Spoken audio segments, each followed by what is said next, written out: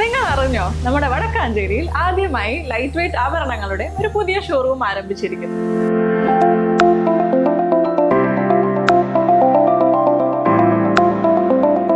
ജനത jewellery ഗ്രൂപ്പിന്റെ പുതിയ സംരംഭം ആനീസ് ഗോൾഡൻ ഡയമണ്ട്സ്. അപ്പൊ ലൊക്കേഷൻ വരുന്നത് city tower building opposite Vadakkanchery bus stand. Best ജീവനക്കാരുടെ നന്മ. കുഴഞ്ഞുവീണ വിദ്യാർത്ഥിനിക്ക് രക്ഷകരായി ഹരിനാരായണനും രഞ്ജുവും.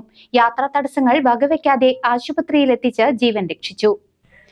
വാണിയംകുളത്ത് കഴിഞ്ഞ ദിവസം നടന്ന ഒരു സംഭവം ബസ് ജീവനക്കാരെ കുറിച്ചുള്ള പതിവ് കാഴ്ചപ്പാടുകൾ തിരുത്തിക്കുറിക്കുന്നതാണ്.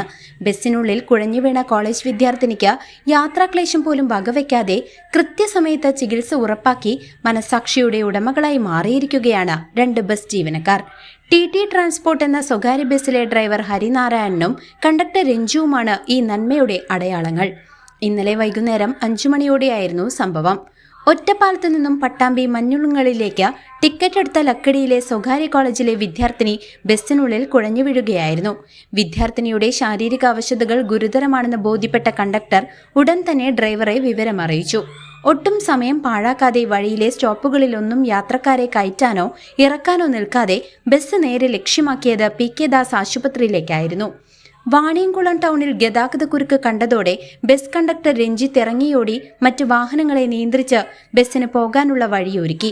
ബസ് നേരെ ആശുപത്രിയുടെ കാഷ്വാലിറ്റിയിലേക്ക് പാഞ്ഞെടുത്തു.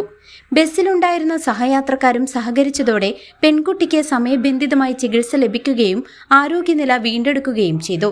ഒരു ട്രിപ്പ് മുടങ്ങുന്നത് മൂലമുള്ള നഷ്ടമോ സമയനഷ്ടമോ മറ്റു ബുദ്ധിമുട്ടുകളോ വകവയ്ക്കാതെ ഒരു മനുഷ്യജീവന് വില നൽകിയ എടപ്പാൾ വട്ടംകുളം സ്വദേശിയായ ഡ്രൈവർ 47-കാരനായ ഹരിനാരായണനും പട്ടാമ്പി പള്ളിപ്പുറം സ്വദേശിയായ 30-കാരൻ കണ്ടക്ടർ രഞ്ജിത്തിനും അഭിനന്ദന പ്രവാഹമാണ്. News desk CCV.